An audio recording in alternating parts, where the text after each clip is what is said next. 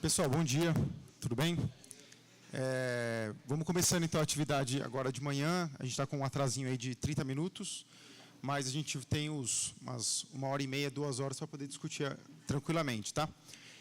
Cada expositor aqui vai ter mais ou menos de 20 a 30 minutos para expor, para falar um pouco. A gente faz as 2 exposições e a gente abre para o debate, tá? Fundamentalmente, as mesas têm funcionado bem o debate. Então, hoje aqui, a mesa tem como tema, né, um tema de uma construção mais ampla, trabalhar, produzir o imaginário ou imaginação e trabalho. Tá? Quem vai estar com a gente aqui, os dois expositores, é o professor Gastão Wagner, né, o pessoal conhece muito da saúde coletiva, e o professor Thales Absaber, também um convidado nosso, o Thales que vem da Unifesp, né? Enfim, depois eles vão falar um pouco também, então não vou me ater muito à apresentação. Bom, vamos começar. Vou começar pelo professor Gastão Wagner, depois passa para o Thales, ok? Obrigado por ter vindo. Vai passar para mim? Para sair da ordem, eu vou apresentar slide hoje. Vocês nunca viram fazer isso? Alô? É que o tema é complexo. Eu não queria me enrolar muito. Bom dia para todo mundo. Lindo sábado, né? Só que pensar de manhã assim tão cedo é difícil, mas enfim, vamos fazer um esforço. Estou brincando, mas eu penso melhor de manhã. Queria agradecer o convite da comissão organizadora do Congresso de Saúde Pública. É um prazer estar aqui. Estive no congresso anterior, lá em São Carlos, grande congresso. E também é um prazer para mim conhecer o Thales hoje. Conhecia só de nome e boas referências. Eu peguei o Imaginação e Trabalho do tema e vou aproveitar essa discussão para apresentar para vocês o referencial ideológico, valorativo, que me ajudou, me apoiou, me estimulou, me deu base para me desenvolver uma série de conceitos na área da saúde que a gente tem trabalhado, né? A ideia de democracia direta, de cogestão, de co-governo, né? Do ponto de vista mais geral, a reforma institucional das instituições, da democratização, a ideia de apoio institucional, ou seja, a ideia de trabalhar de forma interativa, dialógica, com a diferença. E, em particular, em relação ao trabalho de saúde, a ideia de clínica ampliada e compartilhada com usuários, em equipe, o apoio matricial, como é que a gente articula saberes. Eu vou falar um pouquinho sobre, aproveitei esse tema, para falar um pouquinho sobre a epistemologia, que eu nunca abri muita conversa. Eu queria conversar com vocês. Esse E aqui, a conjugação E, em São Paulo é né? Bom, eu falo I, né? Mas, enfim, essa conjugação I, ou E, ela está aqui, eu acho, indicando duas coisas. É uma palavrinha pequena, mas, por um lado, ela indica conectividade, né? Ou seja, ligação, a integração. A imaginação é possível no trabalho, e no trabalho é possível imaginar. Ela tem um pouco essa ideia. Mas a conjugação E, ela também indica separação. Eu tenho um mundo. Oi, mãe, tudo bem? Bom. Obrigado pelo convite. Obrigado por ter vindo. Ela indica também a diferença, né? O Henry Ford primeiro, dizia que no trabalho não há prazer, nem delírio, nem imaginação. Isso se faz fora, né? Então, a ideia de separação. E o pensamento romântico, inclusive contemporâneo, o neorromantismo, pensa que tudo, você pode imaginar qualquer coisa em qualquer lugar, mas enfim. Você passa, por favor, próximo. O trabalho, eu acho, é uma prática social, né? Com pelo menos 3 sentidos. Eu acho importante a gente pensar no trabalho em relação a esse conceito de sentido, né? Para quê, por quê, para quê. eu tenho trabalhado muito para pensar a coisa da cogestão das instituições, com o governo, que a gente trabalha em 3 sentidos, finalidades, objetivos. Né? A sobrevivência material e a reprodução psicossocial de si mesmo, a gente sempre trabalha para nós mesmos, apesar do comum estar na moda, só entre nós, né? Lá fora não, mas entre nós, enche a boca para falar comum. Antigamente era integralidade, agora é comum. São as palavras mágicas que a gente acha que resolve o concreto da vida, o conceito ajuda. Mas, enfim, a gente sempre trabalha para nós mesmos. Não tem conversa. Né? Para a construção de si mesmo, do ponto de vista humano, psicossocial, mas também material. É uma forma humana de sobrevivência dos seres humanos. Mas o trabalho, ao mesmo tempo, a conectividade, a gente trabalha sempre para os outros, para atender às necessidades, que é uma concretização social de interesses e desejos, né, de outros. A gente trabalha para os outros, não tem jeito. No socialismo, no capitalismo, no mercado, no pré-capitalismo. E, ao mesmo tempo, o trabalho a gente faz sempre parte de uma coprodução, porque o trabalho sozinho não vai produzir isso. É uma coprodução social das organizações, das instituições, o capital, o SUS, ou seja, a gente trabalha sempre por alguma coisa coletiva comum, gostemos dela ou não, né? Sistemas simbólicos e de valores, né? Eu trabalho muito para construir, nós aqui todos, um sistema, valores solidários, de integração social, etc. Próximo. Trabalho repetição e imaginação, né? Acho que o problema dessa mesa que tem que trabalhar é isso, né? O trabalho como repetição e a imaginação como criação do novo, como produção do novo, né? Isso aqui eu já falei, né? A pergunta é: há espaço para imaginação, para criação no trabalho? Próximo. Aqui eu pus imaginação e o E de novo versus razão. Esse conceito de imaginação, de imaginário, já foi muito trabalhado. O Sartre tem um dos primeiros livros, acho que o primeiro livro é só sobre imaginação, né? Em geral, a imaginação é uma capacidade humana, né? Capacidade de reviver, ou mesmo de inventar, de criar experiências mentais. Tem várias perspectivas. O Spinoza vai chamar a atenção que a mente não erra porque imagina, mas apenas porque acredita nas coisas imaginadas. Particularmente a sensibilidade romântica, mas, enfim, não só, mas... o Kant ele vai a faculdade de intuir, sem a presença do objeto, né, com distanciamento. Ele fala, inclusive, que teria uma imaginação produtiva e reprodutiva. Não vou entrar em detalhe aqui, mas, enfim, imaginação reprodutiva, complicado. Próximo. O Sartre e a fenomenologia em geral, né, a capacidade de elaborar um mundo alternativo ao mundo concreto, em linhas gerais. O Lacan é uma o imaginário, né, o real, né, enfim, são identificações fictícias, resumidamente. O Castoriadis vai falar no imaginário radical, criação ex nihilo, né, ou seja, ex nihilo é do nada, que era considerado um poder divino. Deus os deuses criam a partir do nada. Eu estou dizendo isso porque eu não concordo com isso, vocês vão ver à frente. Porque o ser humano, a gente não cria a partir do nada, é um delírio romântico dos críticos pós-modernos. A gente cria sempre a partir de alguma coisa, né?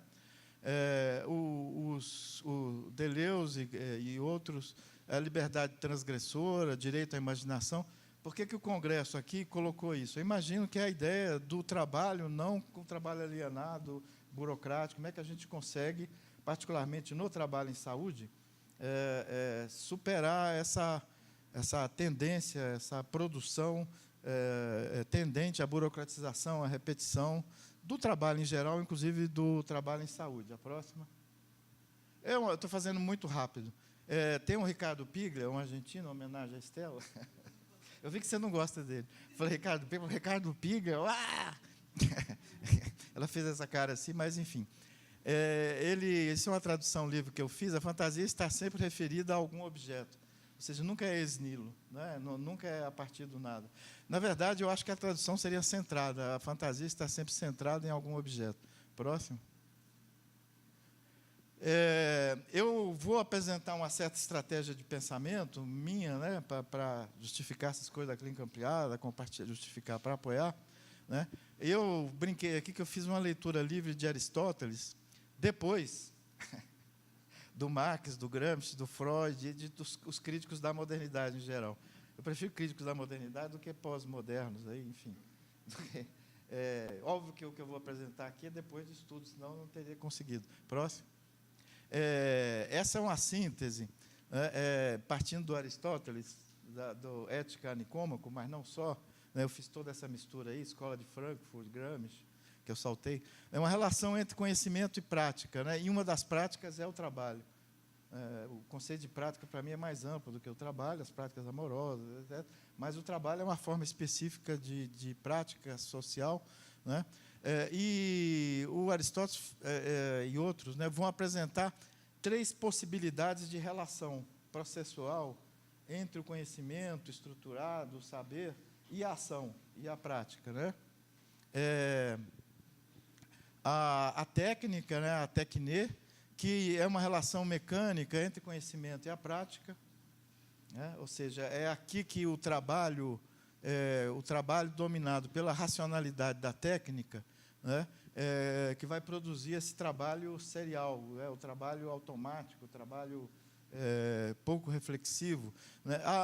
Não é que não há reflexão e não é que não há imaginação nesse mundo da técnica, que, aliás, é a racionalidade dominante no capitalismo, no século XX, no século XXI, né? É a racionalidade hegemônica de relação do conhecimento. E não é só conhecimento, não, viu? Aqui é a relação das leis, dos nossos valores e a ação, né? Ou seja, o conhecimento como paradigma estruturado, como discurso, né?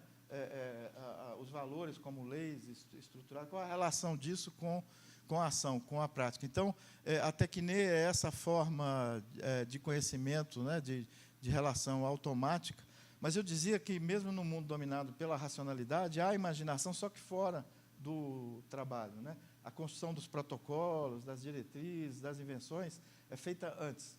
E os trabalhadores são recursos, né? O conceito de recursos que seja o mais próximo possível do automatismo, a ideia da gestão como controle, né? como padronização. Mas há imaginação, há criação, né? Grande parte da minha referência teórica é esse conceito de praxis, não necessariamente só no Marx, mas a praxis, então, é uma relação entre o conhecimento e a prática, onde há necessidade de um mediador, entre aspas, tá?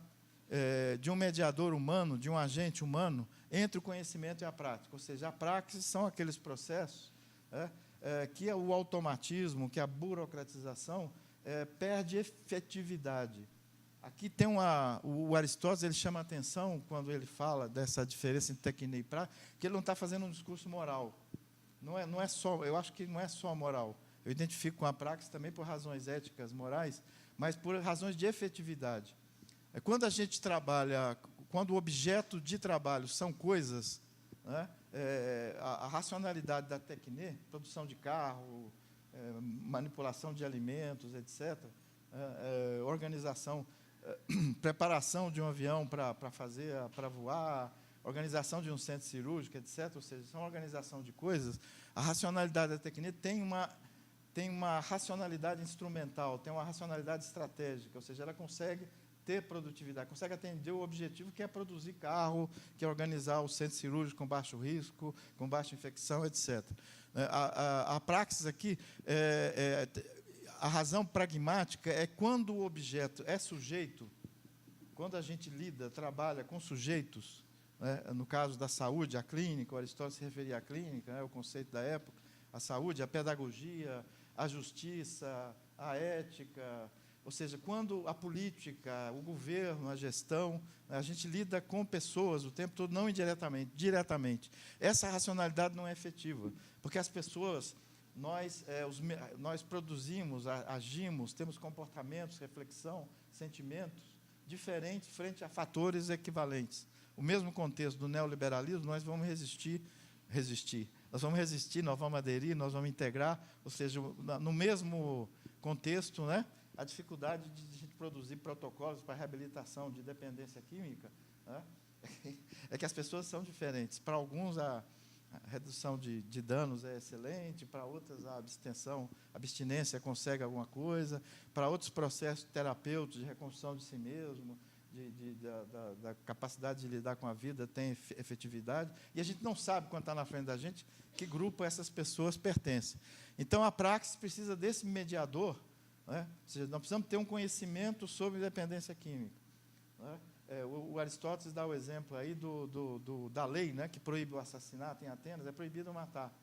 Pela tecne, matou, tem a pena, é automático. Não, você precisa de um juiz, não só do juiz, o advogado, precisa conhecer o contexto, precisa ouvir, compartilhar com o acusado, dar o direito a falar, etc., porque pode ter matado em legítima defesa, pode ter matado um adversário, merece uma medalha, enfim.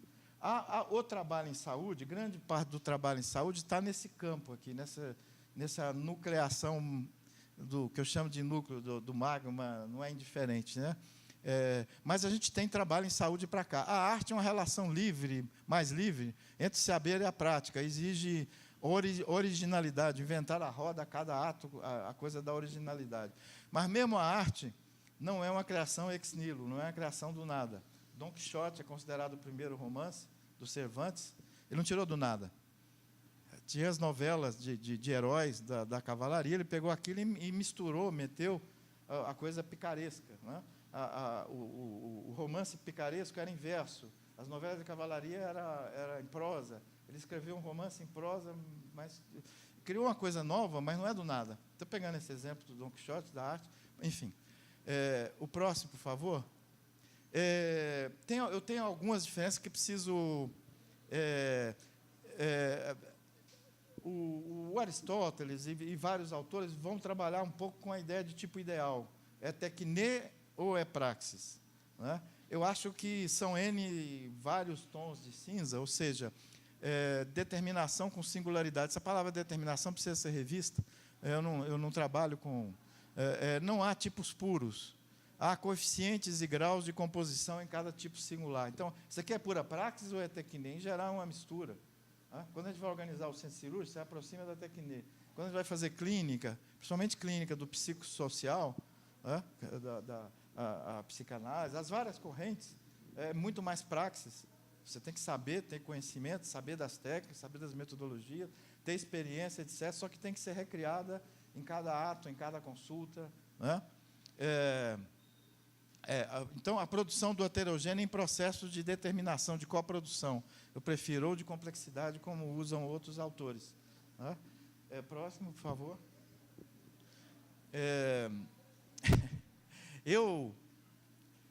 Aqui uma pergunta, que teoria, que cultura, que epistemologia? Eu estou comprando várias discussões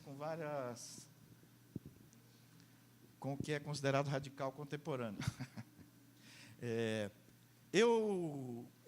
Ou seja, se não há criação ex nihilo, a gente depende da tradição, a gente depende do trabalho morto, a gente depende da história, a gente depende do passado, né?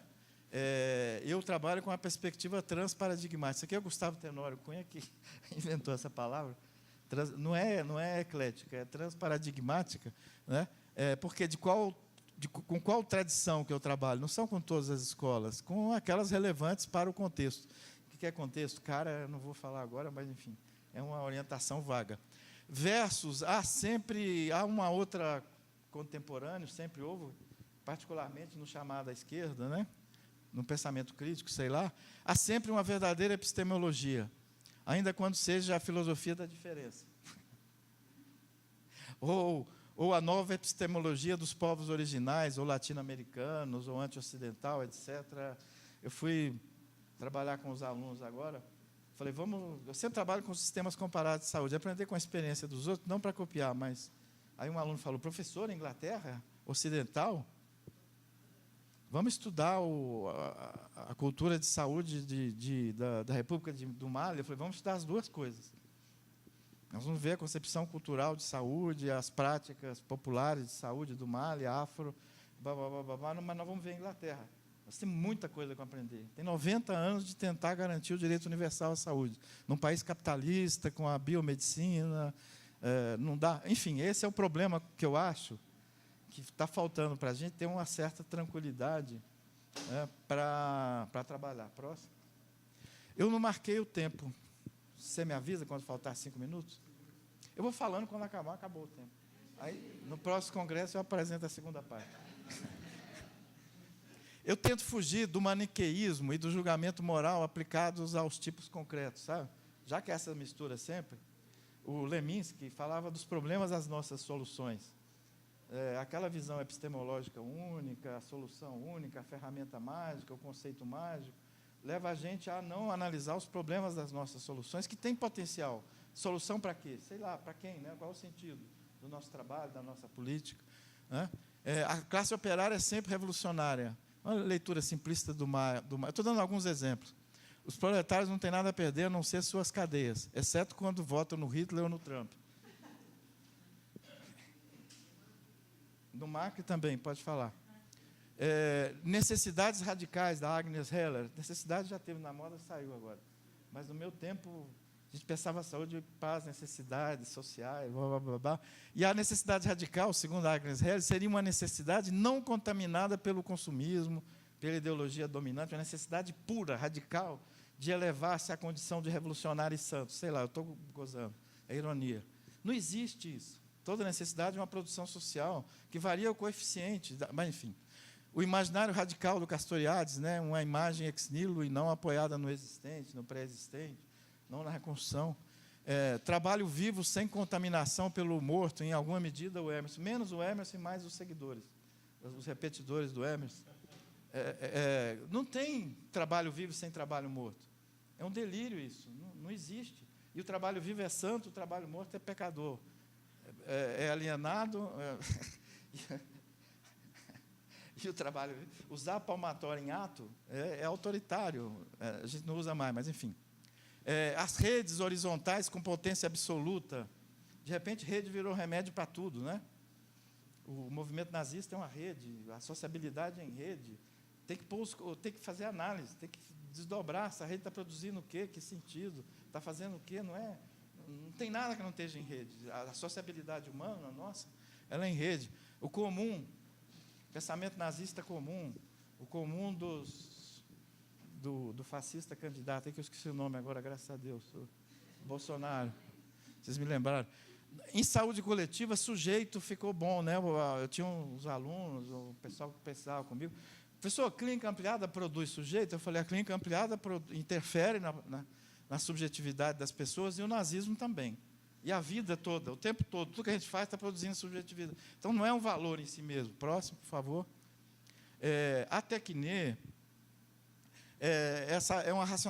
foi muito analisada como racionalidade instrumental, né? É o reino das ciências da natureza, o Bacon, o Descartes. É a busca da objetividade absoluta na produção do conhecimento e no trabalho. Não tem subjetividade misturada.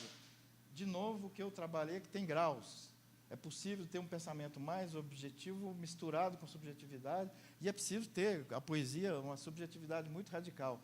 Mas mesmo no delírio tem referência à história de cada pessoa, né? A vida concreta de cada pessoa, né? O objeto de trabalho tende a ser uma coisa, quando não é reduzido a uma coisa, uma substância, de preferência igual a si mesmo, né? Até que nem não consegue trabalhar com a história. É não histórico e atemporal, né? Então, a hipertensão é hipertensão arterial. Quando o ardil da medicina, para ser uma medicina mais tecnológica, baseada em evidências, é a criação do ser, né? De um ser à doença, que separa do sujeito concreto, né? E aí a objetivação da doença é mais operativa, é mais viável fazer isso, né? Há uma separação entre a concepção teórica e metodológica da prática. O espaço para a criação imaginária virá sempre antes do trabalho em ato, né? Ou depois. Próximo.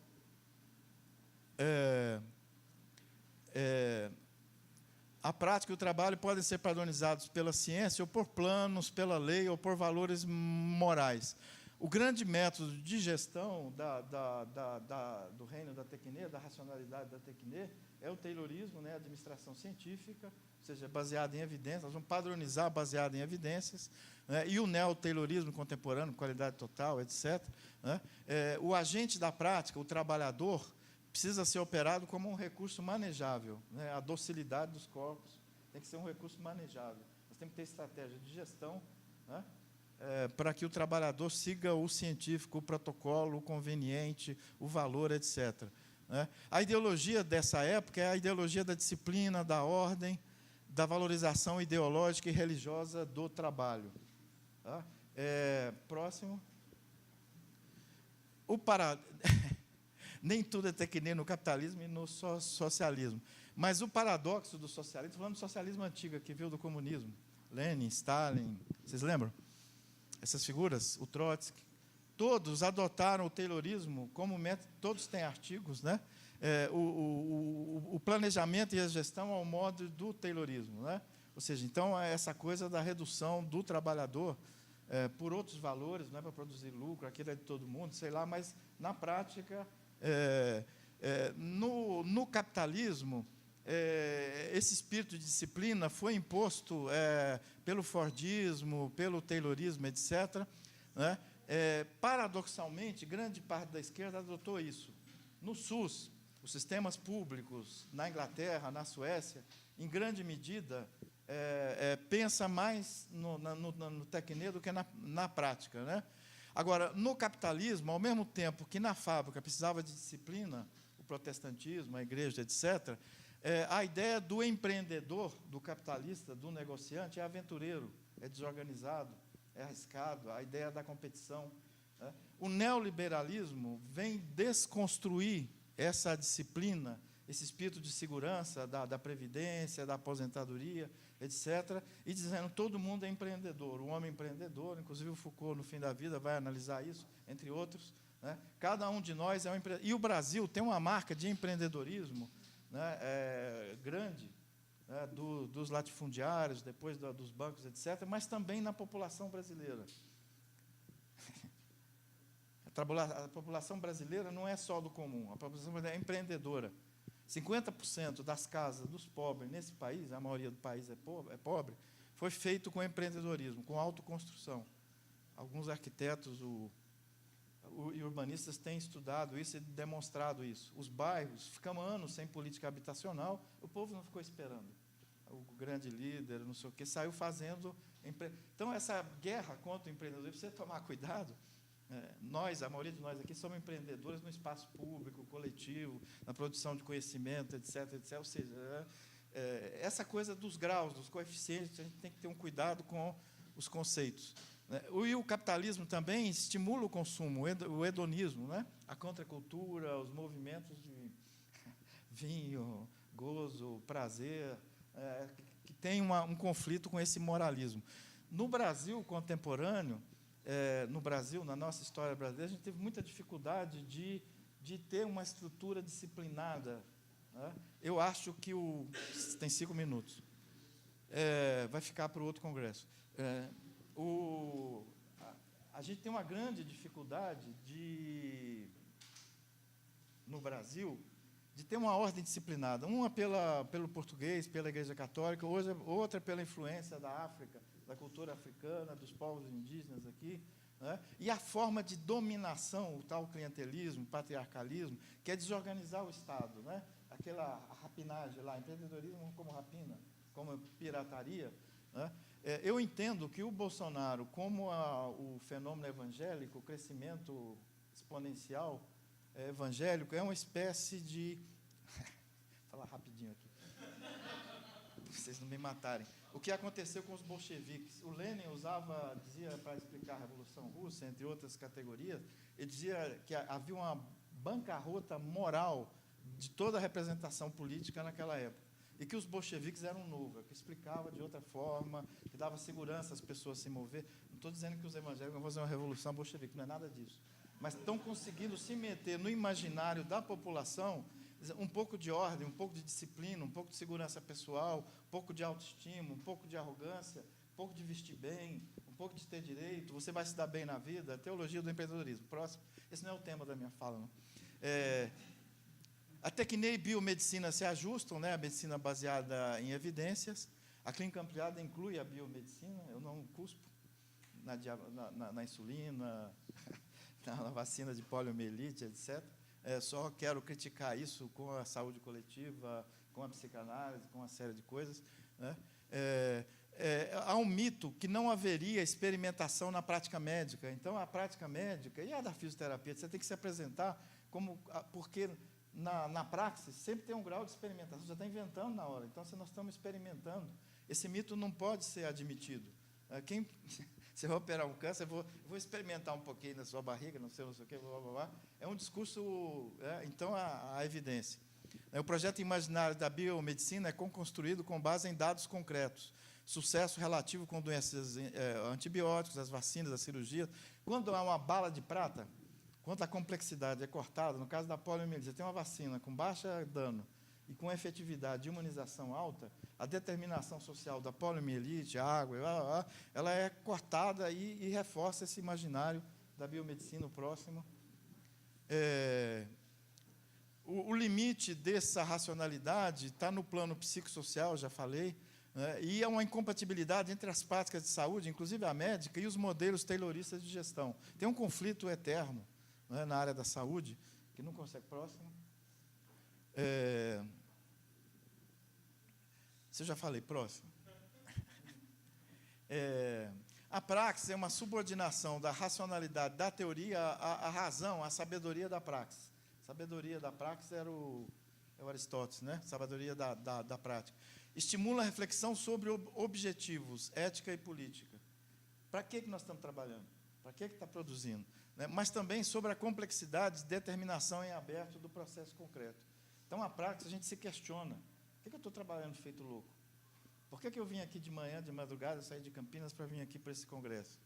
Ou seja, ela estimula a gente a fazer essa reflexão. Próximo.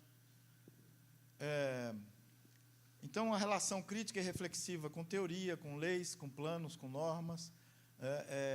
O agente da prática necessita de capacidade de reflexão e de recriação do conhecimento, de reflexão para alterar a teoria, as normas, a análise do contexto, objeto, etc. Próximo.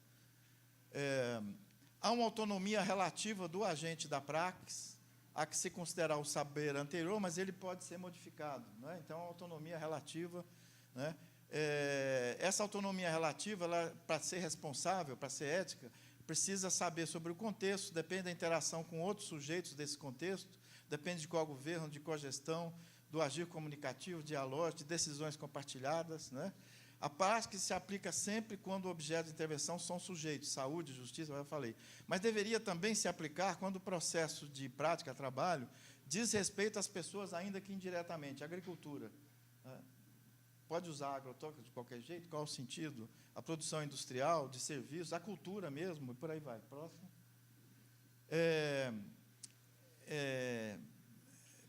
Próximo, por favor. Eu vou terminar, vou falar de uns obstáculos para a prática. A arte vai ficar para o próximo mesmo, viu? Aqui. Obstáculos e dificuldades da praxis. Eu coloquei em 3 planos. Essas coisas estão misturadas. Aprendi com o Deleuze, quando está misturado, você precisa falar do que está separado, aí você fala que é plano, aí pode, ou dobra, não sei o quê, aí você pode separar. Eu aprendi com isso. Eu estava na maior vergonha de ser descartiano, mas, enfim. Então, tem 3 planos, 3 dobras aqui, o que vocês quiserem, mas que estão relacionados, mas é bom a gente pensar em cada um. Um é o padrão hegemônico de subjetividade, valores e ideologias, e de ordenamento do econômico, do político, do cultural e social, que tende para a racionalidade da técnica. Ou seja, a gente tem que fazer uma mudança dos espaços públicos, fortalecimento das políticas sociais, enfrentar o individualismo, o narcisismo, ainda que parte dele seja autoestima, seja fundamental, enfim. É construção crítica das relações. O próximo, ou seja, praxis e política. Né? Praxis depende de democracia, do projeto político. A corrupção é uma faceta da dominação, não é o tema aqui hoje. Não tem que ser leniente com corrupção. Só um parêntese. O problema do corrupto é que abre brecha, ou mantém, reproduz a dominação. Eles roubam 1 milhão e os outros levam 100 bilhões. Os outros quem? O agronegócio, os bancos. Esse é o problema. Quem rouba é subserviente à dominação. Fica subserviente. Não tem perdão.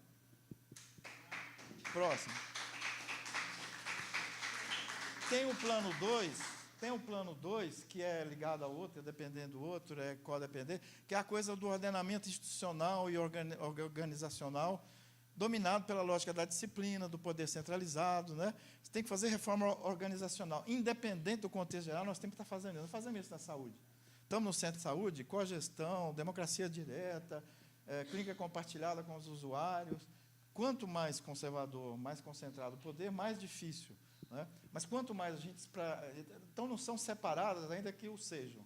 Próximo e último, e acabou meu tempo. Plano 3, eu fiz uma brincadeira aqui. Cesare Pavese foi um escritor italiano que se matou.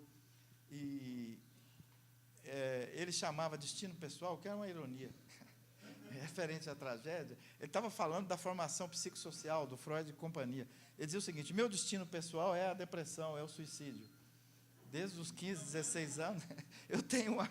É como se fosse o destino, ele está brincando com isso. Né? Mas, ou seja, gente, nós temos obstáculos estruturais, familiares, além dos gerais, além dos institucionais, cada um de nós, para imaginar, para criar, para rebelar, para fazer aliança, para suportar a diferença, ou seja, a gente precisa se tratar, né?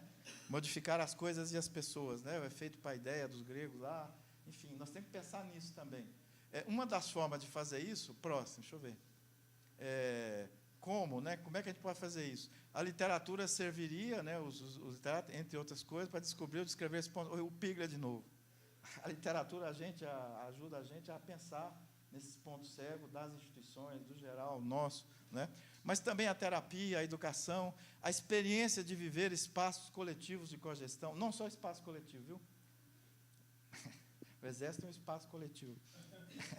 Só que você tem uma experiência de subordinação, de criar a subordinação, mas de cogestão, de democracia, de autoanálise, de amor compartilhado. Quem vai fazer isso, eu não sei. Vamos discutir. Obrigado. Até a próxima.